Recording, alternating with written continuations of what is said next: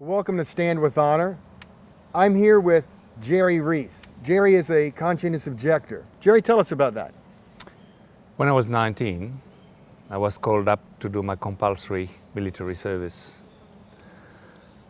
I had enough time to make a protest before I went there. Promptly got arrested through certain circumstances, not for long, but enough to intimidate me, enough to show me, for the authorities to make it known to me that they had a power to recognize me and see me everywhere. I was quite shocked because I was arrested out of the blue. And I decided this moment was the confirmation that the stand that I was taking was actually the right one. If the authorities meant to convince me otherwise, they failed. I became absolute in my conviction. I did go to the army. I refused to bear arms,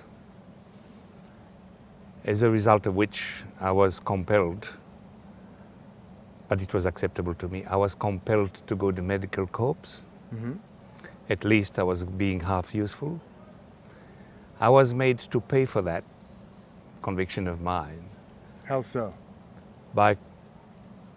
Since it became known to the officers, other officers and other soldiers, I was the one targeted to do a lot of chores, and I've cleaned more loos with a toothbrush than I can think of.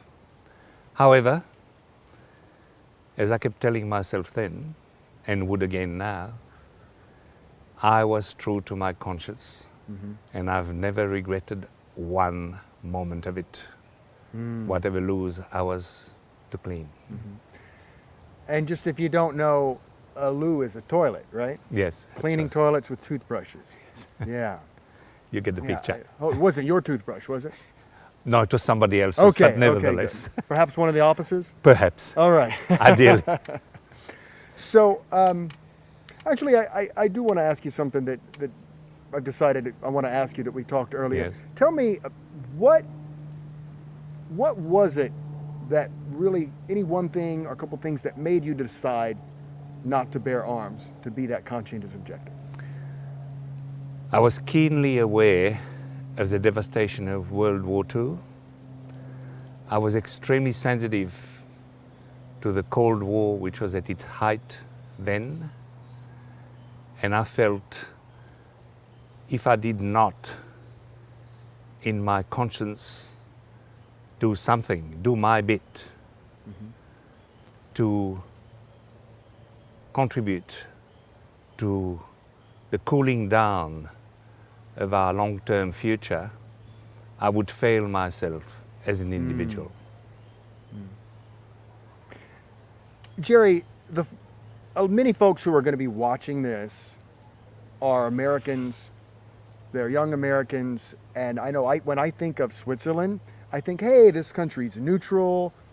So, how big is the military and a sense of military might? Is that even a part of national conscience and identity in Switzerland?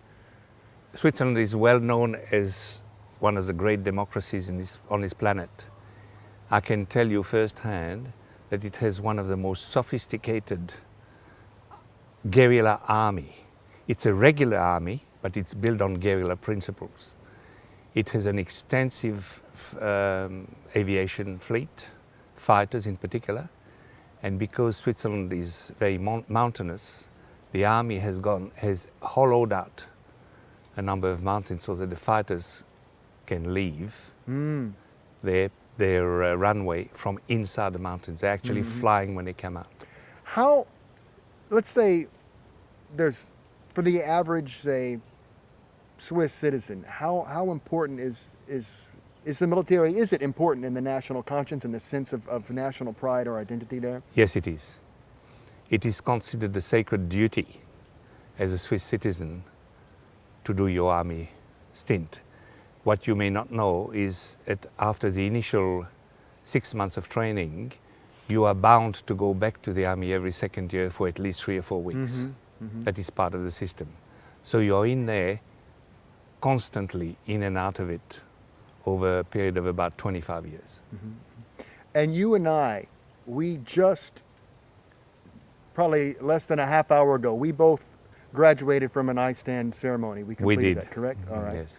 So I want to ask you, most of the young men and women who I'm inviting to attend an iStand ceremony for peacemakers and for soldiers have actually already been to Iraq or Afghanistan. You know, you saw the effects of World War II. They have been, Oh, yes. been there in the combat theater. They're being asked to go the second time, the third time. Yes. They're continually asked to go. If one of those soldiers was having a conflict of conscience between their sacred duty to their country that you also, people in Switzerland, share, and their own sense of honor or conscience in their own heart, does iStand have anything to offer them? Yes, it does. I feel that you might be grappling with the should I go, should I not go, is that right, do I love my country, do I not love it? I'm being harassed by the government, I'm being told I'm an American, I'm on this, I'm on that. I think iStand would solve the question for you.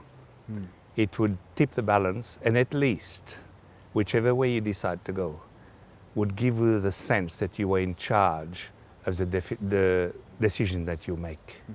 That is very important. You are in charge, and you can do it in your full conscience, with a full knowledge of what you're capable of. Do you think iStand in and of itself is enough for someone to... It may be.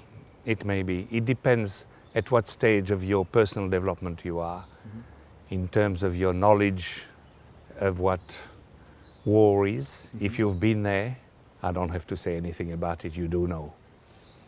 If you haven't been there and you are new to that, you want to search hard, and I think you would benefit from the experience of others. You and I have both served in militaries. We're both veterans. Michael Skye leads this iStand ceremony. He's never been in the military. And so, you know, sometimes you have something for veterans and you're thinking, what does this guy know? Does he have something to offer? He's a man of great honor. The essence of iStand is to find your honor. And as such, I think, regardless of Michael's participation in the army or not, the matter of honor counts most and is the most important thing for you. Suppose there's a troop, a soldier, a sailor, an airman, a Marine who's thinking about coming to this iStand, or a recent veteran thinking about coming. Maybe they're concerned that, you know, these guys at this iStand, this Michael Skye guy, this guy, me, they might try to force their ideas on me or their agenda on me. What would you say to someone who had that concern? I would say, be patient, stick with the first few hours, see how it fits in for you. You can always walk away and you won't get arrested because you walk away from iStand. That's simple. That's simple.